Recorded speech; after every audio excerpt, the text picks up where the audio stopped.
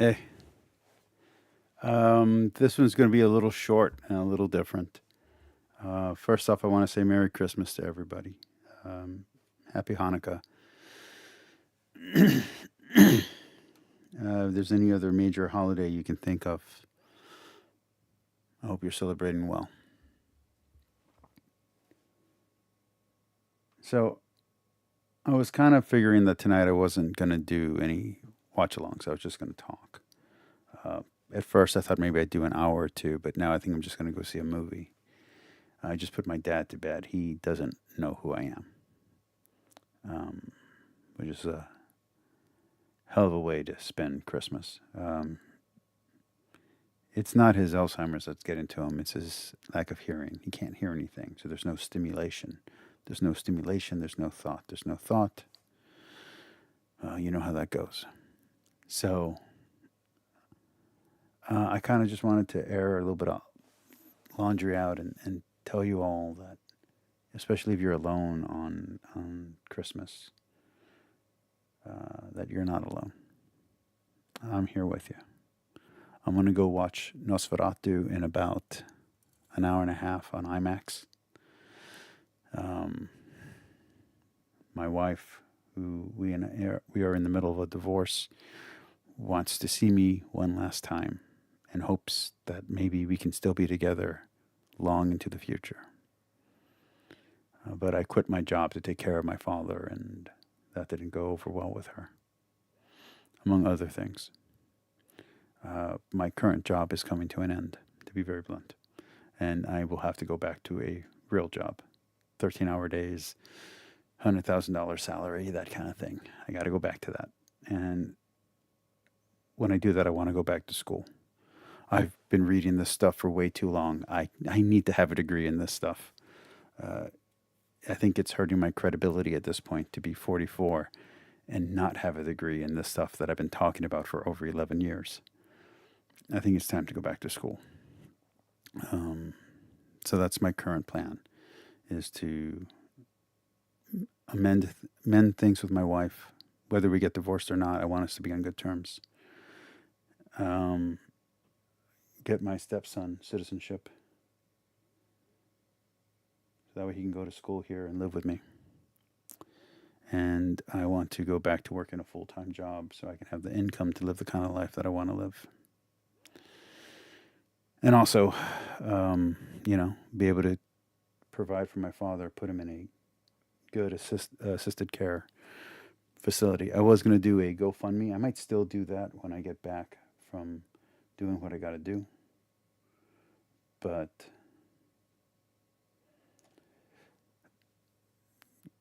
Christmas is very important. And I came on here not to say what I just said, but I wanted to say something a little different.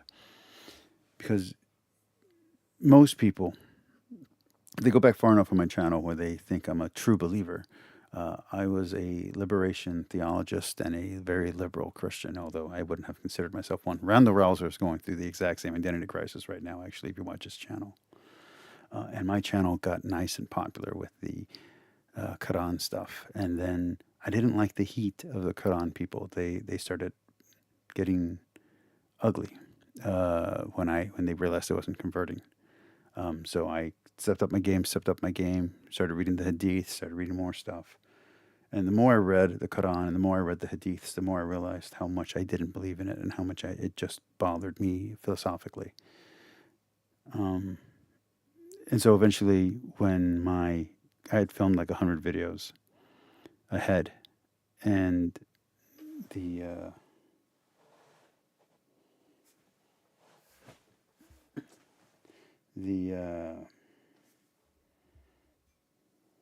a cockroach just got into my room. Hot dog it. Give me a second. I'm gonna get some bug spray.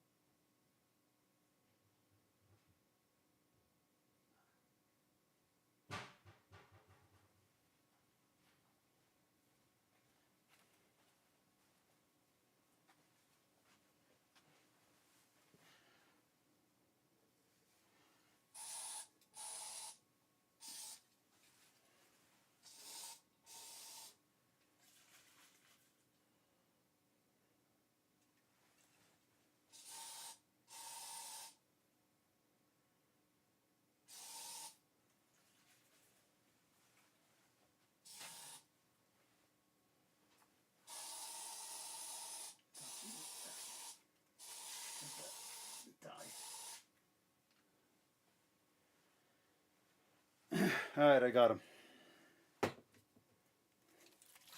Ray, you live in South Texas, you're going to need it.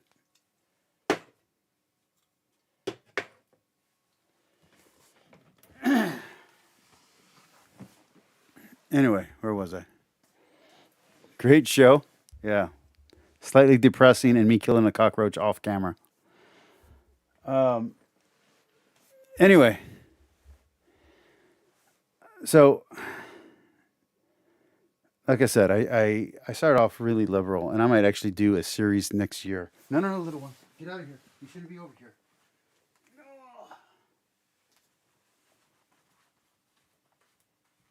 are you over here? Who put you in this?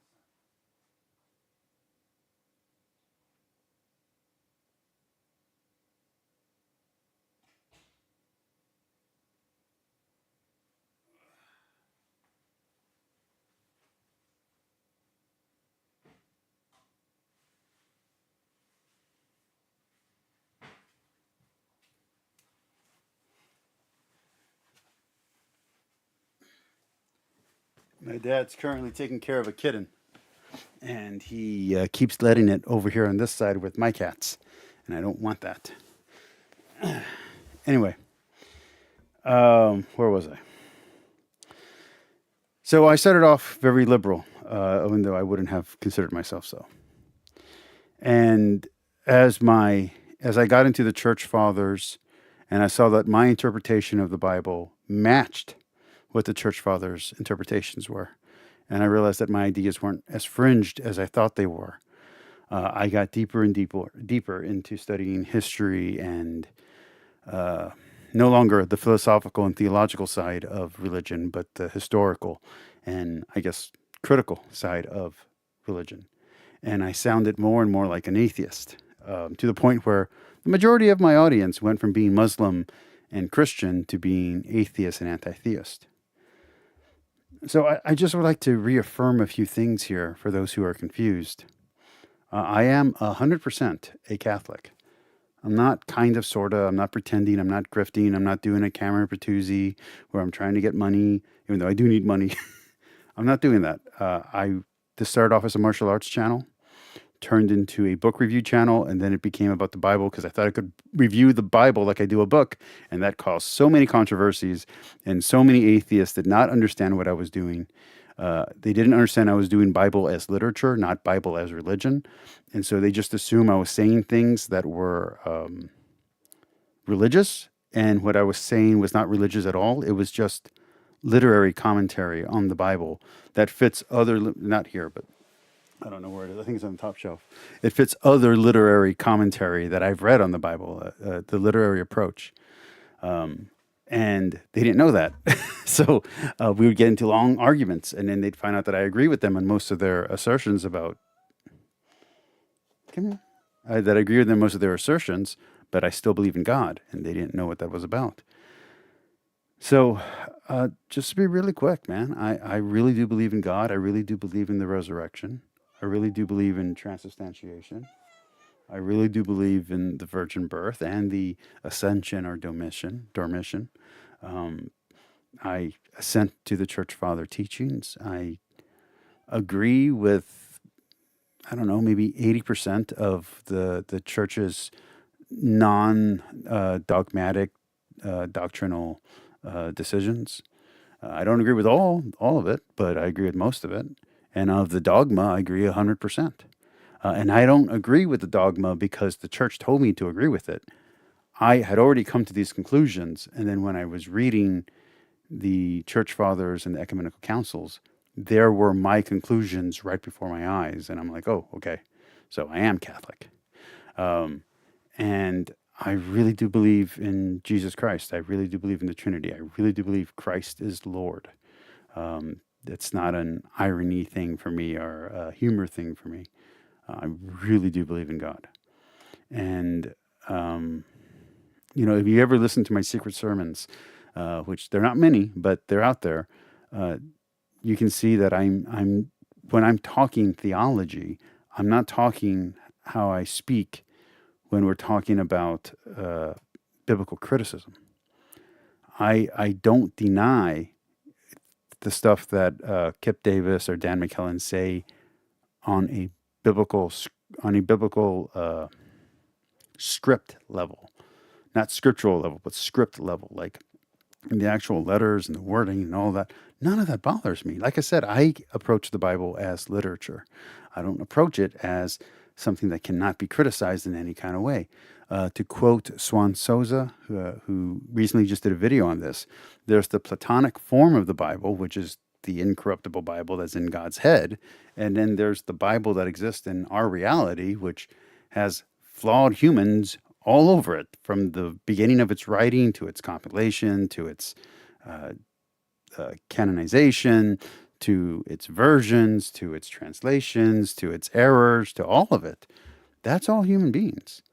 And so those are two very different conversations that a lot of people don't nuance.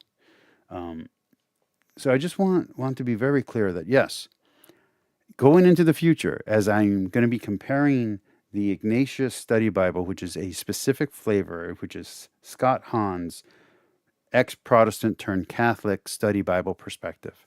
And I'm comparing it against the SBL Study Bible, which is a scholarly friendly, academic friendly Bible, study Bible. You're going to hear me agreeing with the SBL over the Ignatius. I want to be very clear for the idiots out there who don't get this. Scott Hahn is not the Pope. When I'm agreeing with scholarly consensus, when I'm agreeing with archaeology, when I'm agreeing with literature and tropes and writing critiques, that's because I'm not an idiot. I like reading these things and I like being challenged. And it's okay because that has nothing to do with my faith. So when I'm saying, hey, this passage doesn't match what that passage says over here, and this passage is actually the opposite of what it actually said over here, even though it says it's referencing this one. When I say that, that's not me critiquing God. That's me critiquing a translation choice or a variant vine, if you will, of a variant branch of a biblical tradition that went off rails because some scribe interlaced some words that shouldn't have been in the Bible in that place, or they added in a whole section that we now think of as gospel that wasn't added until the 1500s. So it's okay. It doesn't hurt my faith, and it shouldn't hurt yours.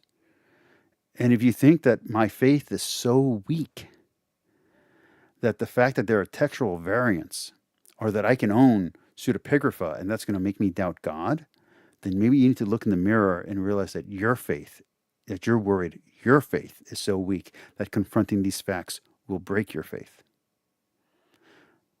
I love Nietzsche. And one of my favorite, right here, one of my favorite, all these books, by the way, are over 20 years old. One of my favorite things that Nietzsche said is, if your faith is so weak, Merry Xmas, Lisa, if your faith is so weak that my pointing out a logical trick can cause you to doubt your faith, you didn't have faith at all. And when I read that from Nietzsche, I was like, exactly.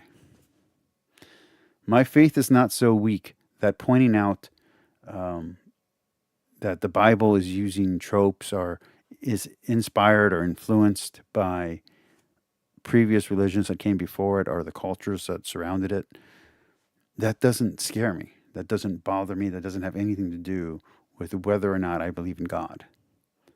That has to do with the history of the text and how the text developed. And I don't have to deny one to accept the other.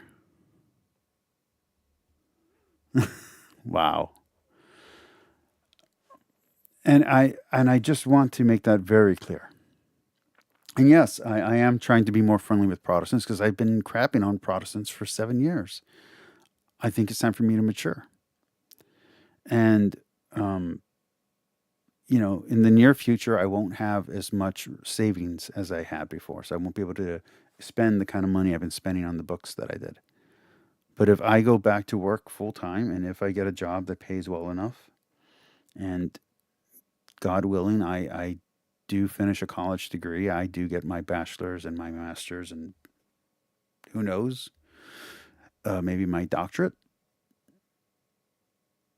Kip, I'm just saying, Kip, Kip. Um, Put in a good word for me. Uh, maybe things will turn around. But whether they do or they don't, this has been a great 7 years. Um, I have made some amazing friends. I love B.S. Lewis for all of his blasphemy, and anti-theist mockery. I love Gar. I miss him. I miss him like a brother. I love Lisa. I love Bree, and I know she's gone through a lot of changes, and she's still changing, still crystallizing in her cocoon.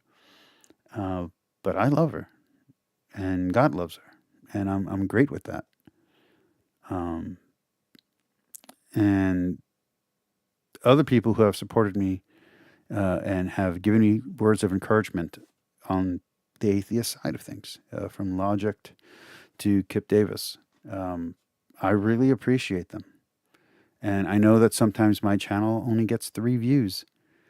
And I know that sometimes my videos get 60,000 views. And no one can explain why or how come things don't go better for me. I don't know, man. If I was in this for the money, I would have quit a long time ago. I do this because I enjoy doing it. I enjoy doing the research. I enjoy repeating and reporting what I read. Does that mean that my channel is sometimes unoriginal? Yeah, because I'm just literally reading the thing and then telling you, hey, this is what I read and this is what I think. Maybe that's not entertaining for some people. It's entertaining for me. It's the kind of channels that I watch. And some of those channels are now getting thousands of views every live stream. So, YouTube algorithm, hey, I still exist. I'm not going anywhere. Um, so, I just want to say that I love you all and Merry Christmas. And that God loves you. And that if you're listening to me, I like to think that it's because God wants you to. And that there's something going on. Whether it's me learning more about my faith by confronting logical errors um, that I hadn't processed, I am very grateful that you point them out to me so I can reconcile them, learn about them, research them. Whether it was the Muslims challenging me on different ecumenical councils and synods. Thank you, Lisa. Or whether it was Jason or Danny challenge me on philosophy that I haven't brushed up on in years, and making me have to update my references for a debate that we were going to have the very following week, a day, week in, week out. Just arguing with each other in and out. That was great, and it was beautiful. I don't think anything's going to happen to me. And don't get the wrong idea. I don't think anything's going to go drastically wrong in the next month or anything like that. I plan on still being here, but we don't know. So if for some reason I run out of money, or I get hit by a car when, like, I almost every time I ride my bike or go hiking, a truck almost runs me over every single time. It can happen. But I just want you all to know that I love you all and that I'm grateful for all of you. And if you're lonely or you're sad, you can reach out to me. I have a Discord. My email on this channel doesn't work. I know it doesn't work. I've been trying to fix it. I'm actually going to get rid of the phone. Oh, Lisa, I'm so sorry. Are you okay? When did that happen? But I, what I'm trying to say is that if you need to reach out to me, reach out to me. I will. I have, not just with Gur, but with a few other people when they were in need or they had a situation. Even though we're only internet friends, I have sat and talked to them and walked through whatever it is they needed to walk through. Um, So don't be scared to reach out to me. I will gladly reach out to you. You've been run over more than twice. Okay. Um, my wife got hit by a car. Actually, just before I met her, she had broken her leg, and just when it healed up is when I met her. Oh, and that's the other thing. If me and her get divorced, understand we're not married in the church, so technically it's no harm, no foul. The reason why me and her are trying to make it work isn't a religious thing or isn't a convenience thing. We actually genuinely like each other. Like, yeah, we love each other, and yeah, there's, matters of convenience in our marriage, but we treat each other well. That's why we want to try to work it out, even with the distance. But if it doesn't work out and I have to find someone else, I hope I can. Just like I hope I can find more work. And like I hope I can keep doing these videos. But if I can't, it's been a great ride. And I wouldn't trade it for anything.